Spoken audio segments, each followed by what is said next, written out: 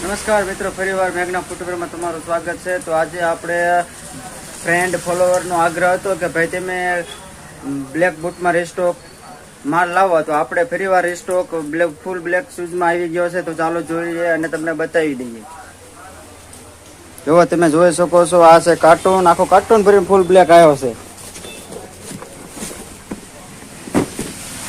Sport shoes છે, કંપનીનું માલ છે.